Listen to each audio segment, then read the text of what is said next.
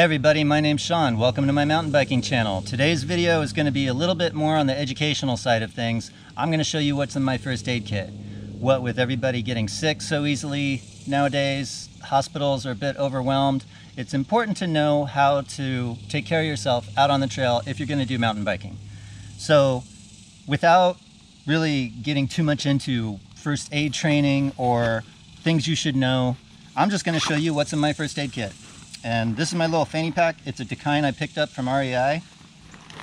And I've got some other things in here that aren't necessarily in my first aid kit, but when you're out on days like today and it's 100 degrees outside, it helps to have one of these little sponge towels, because I don't know if you noticed, but I'm sweating a lot.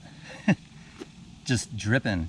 No, I didn't get caught out in the rain. These things are to get out of the compartment. All right. Let's fast forward a little bit. All right, these towels are great to have when it's a really, really hot day. They're like little sponge towels. You can get them wet or just use your sweat to soak it up.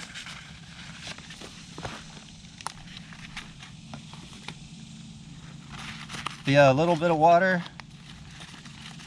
and they make sort of a cooling feeling, or a cooling sensation that they have. This is totally dry.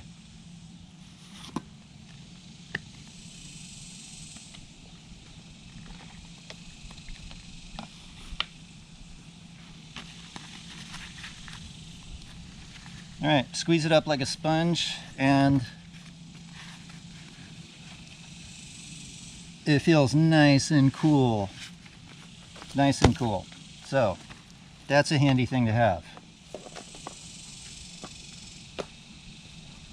Now, a lot of people, you might go to the grocery store and buy a first aid kit. Something like this is great to have in your car or your vehicle for when you get back to your car, but if you're gonna be riding out on the trail, something like this, you don't need all this stuff while you're mountain biking.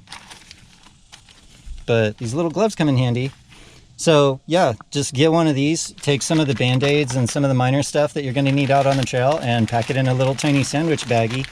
And it'll be a lot easier to stuff in your little backpack or pocket. So when you go out on the trail and you cut yourself, you can get healed up and you're all good. But again, you don't want to be carrying something this big and bulky when you're mountain biking. It just gets in the way. If you're going out on the trail and you're going to be on a long mountain bike ride, the less gear you're carrying with you, the better. You don't want a whole lot of stuff weighing you down. I see a lot of people, they bring extra water, they bring shock pumps, they bring tool kits, just all kinds of stuff weighing down a backpack, food maybe, and then they end up complaining about maybe problems in their neck or shoulders because the weight is pulling on them too long over the length of the ride that they have to haul it on. So it's great to have a big first aid kit in your car, but what I've done is managed to squeeze it all into a little sandwich baggie like this. Now, having a big first aid kit in your car is great for when you get back to your car. You can take care of yourself even more, clean yourself up even more. But if you're gonna ride a mountain bike, you're probably gonna crash. And if you're gonna crash, it's important to know how you can avoid going to the emergency room or going to the hospital. And emergency rooms can really be, you could buy a new bike for what they cost nowadays. Anyhow, I've had just about every scratch, bumps, and bruise that you could have out on the trail, and I would like my experience to be able to let you guys know what you can look out for and what you can expect when you're out here mountain biking. And then, as you can see, I am surrounded by things that can poke me and scratch me and scrape me up, from all sorts of rocks, big rocks, small rocks, hard rocks, sharp rocks, trees, different types of bark that I can scratch myself up against. Not to mention poison oak, poison ivy, cactus, all kinds of nature that is not fun to crash on. So if you are gonna crash on it, this is just some simple stuff that you can have. So starting out with optional things, you don't really necessarily need to have this, but if you go looking for first aid supplies, there's this little powder called Bleed Stop. And if you got a really gnarly cut and it won't stop bleeding, you can open this up. It's a one-time use. You put it in the wound or your scratch, and it pretty much coagulates right away and helps stop bleeding. Of course, a good way to know you're riding with a good group of riding buddies, if you crash and they all throw a whole lot of band-aids at you, you know you've got a good group of buddies. So not a whole lot, but assorted, large, small, and maybe some of these larger patch bandages will help. Because if you've ever had road rash, you'll notice that if you crash on a mountain bike, it's not just one little scrape.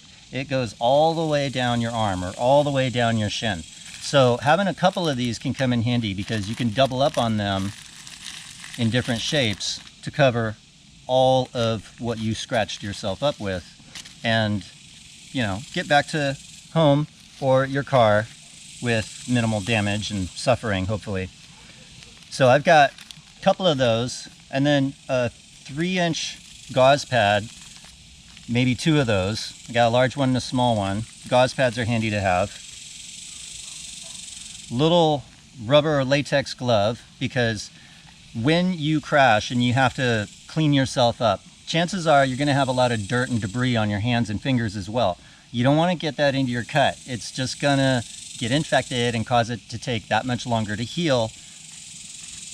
And the quicker you can heal, the quicker you can get back on your mountain bike. So another little thing to have, and don't judge me because I had these before the whole pandemic thing broke out. I know you can't really find these anymore, but if you buy those first aid kits that you keep in your car, chances are they will have little alcohol pads or antiseptic towelettes that you can keep in your first aid kit. This is what you use to clean off that dirt and debris before you put your Band-Aid on. Antibiotic ointment, a couple packs of these to help sterilize it a little bit. So again, you don't want to get infected. And worst comes to worst, you have to tape one of those gauze pads onto your wound because you're just bleeding really bad. It's really deep. A little tiny roll of some medical tape doesn't hurt. You can just wrap that around the gauze pad. Now, for more serious injuries, there's another thing I have in my fanny pack here that can come in handy, and you don't necessarily need to be a first responder to know how to use them. Zip ties. Should you break a bone or a leg or anything that would require you to need a splint of some sort, or maybe you separated your shoulder or dislocated that. I know in mountain biking, a lot of guys are going over the bars and having shoulder injuries. So if you have enough of these, you can zip tie them all together to make yourself a little sling.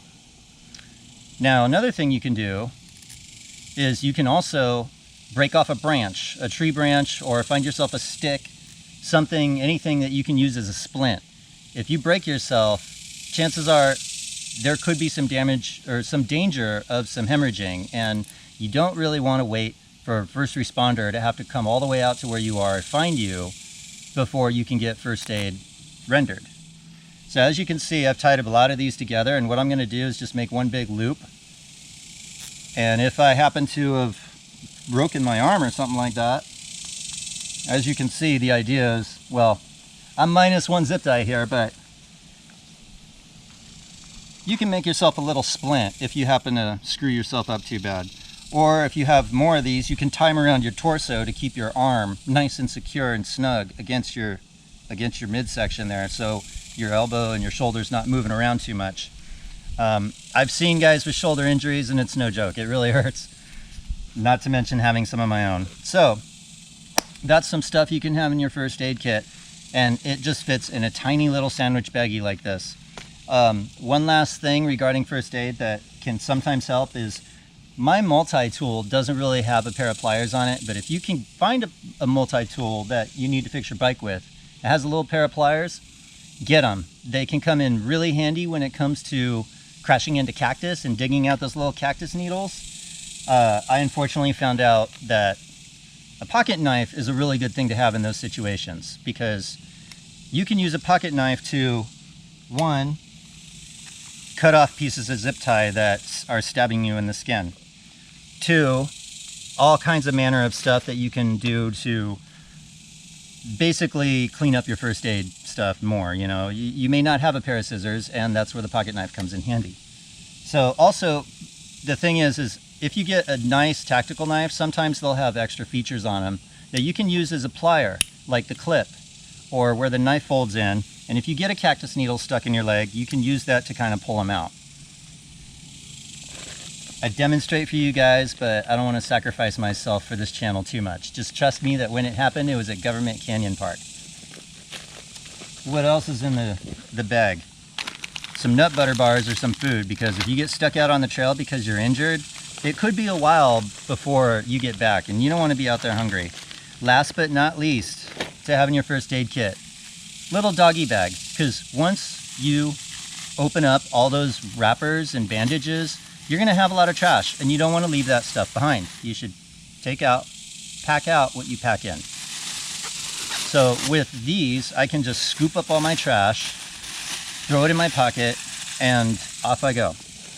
Anyway, I hope this video has helped you guys a lot. Minimize your first aid kit and minimize the amount of stuff that you have to pack out on the trail. Along with first aid, it also helps to have good safety equipment.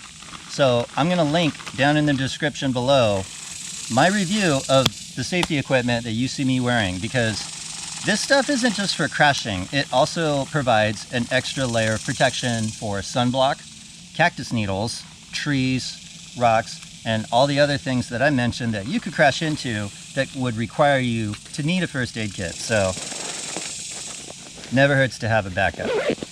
Anyway, I'm Sean, and thanks for watching. Subscribe, like.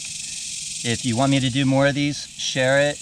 If you have any questions or suggestions, ideas for videos you might think would be fun for me to do in the future, put it down in the comment below and I'll read them all.